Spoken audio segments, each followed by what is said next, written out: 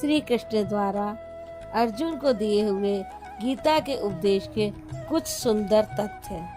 गत अध्याय में योगेश्वर श्री कृष्ण ने गुप्त राज विद्या का चित्रण किया, जो निश्चित ही कल्याण करती है। 10वें अध्याय में उनका कथन है कि वस्तुतः साधक को पूर्ति पर्यंत खतरा है।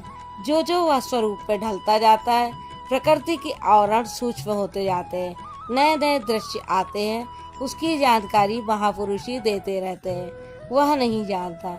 यदि वे मार्गदर्शन करता बंद कर दे तो साधक स्वरूप की उपलब्धि से वंचित रहेगा। जब तक वह स्वरूप से दूर है तब तक सिद्ध है कि प्रकृति का कोई न कोई आवरण बना है, फिसलने लड़खड़ाने की संभावना बनी रहती है। अर्जुन शरणागत शिष्य है। अर्जुन ने कृष्ण जी से पूछा, मैं आपका शिष्य हूँ, आपकी शरण में हूँ, मुझे संभालिए। अतः उसके हित की कामना से योगेश्वर श्री कृष्ण ने श्लोक नंबर 1 में कहा, हे महाबाहु अर्जुन, मेरे पास प्रभाव युक्त वचन को पुनः सुनो, जो मैं तुझको अतिशय प्रेम रखने वाले के हित की इच्छा से कहूँगा।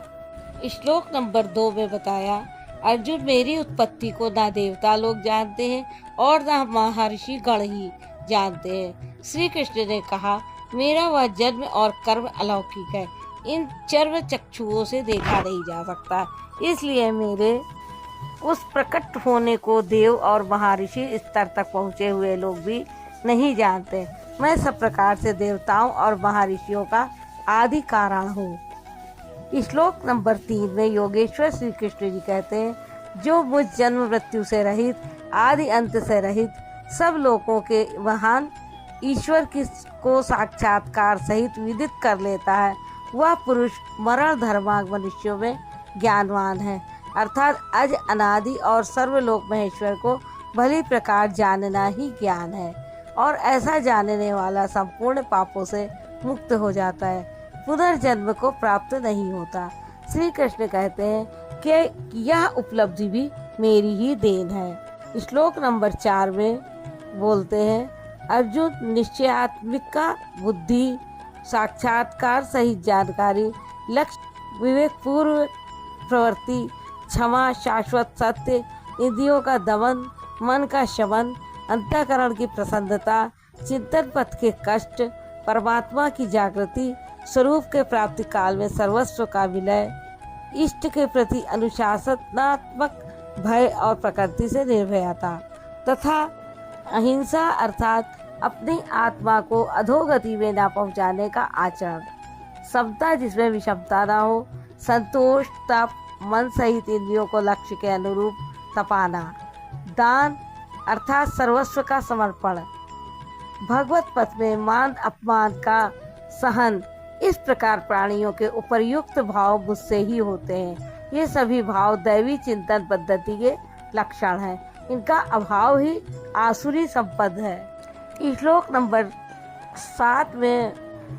नंबर 6 में बता रहे हैं, सप्तऋषि अर्थात योग की 7 क्रमिक भूमिकाएं, शुभेच्छा, सुविचार, तनुमानसी, सत्वापत्ति, आसक्ति, पदार्थ भावना, तुयर्गा तथा इनके अनुरूप अंतःकरण चतुष्टय, मन, बुद्धि, चित्त और अहंकार।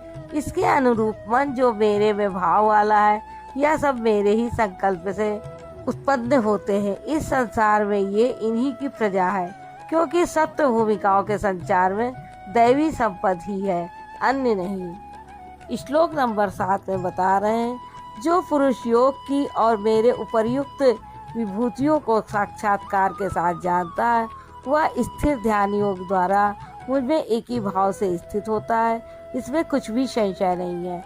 जिस प्रकार वायु रहित स्थान में रखे दीपक की लौ सीधी जाती है, कंपन नहीं होता, योगी के जीते हुए चित्त की यही परिभाषा है।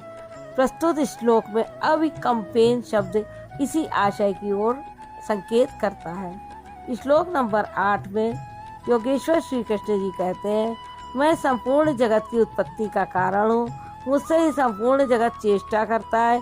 इस प्रकार मानकर श्रद्धा और भक्ति से युक्त विवेकी जन मेरा निरंतर भजन करते हैं।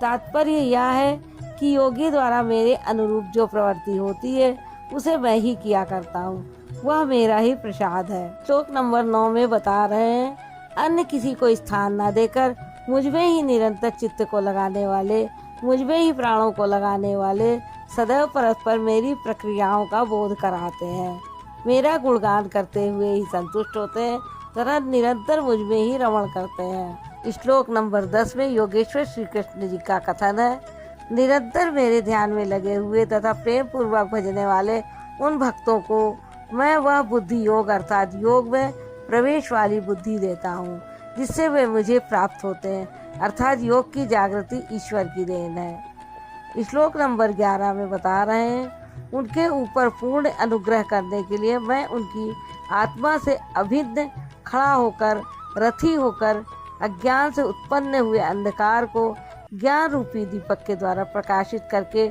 नष्ट करता हूँ। किसी स्थित प्रज्ञ योगी द्वारा जब तक वह परमात्मा आपकी आत्मा से ही जागृत होकर पल पल पर संचालन नहीं करता, रोकथाम नहीं करता, इस प्रकृति के द्वंद्व से निकालते हुए स्वयं आगे नहीं ले चलता, तब तक वास्तव में यथार्थ भजन आरंभ ही नहीं होता। जैसे भगवान सर्वत्र से बोलने लगते हैं, लेकिन प्रारंभ में वे स्वरूपस्थ महापुरुष द्वारा ही बोलते हैं। यदि ऐसा महापुरुष आपको प्राप्त नहीं है तो वे स्पष्ट नहीं बोलेंगे। राधे राधे।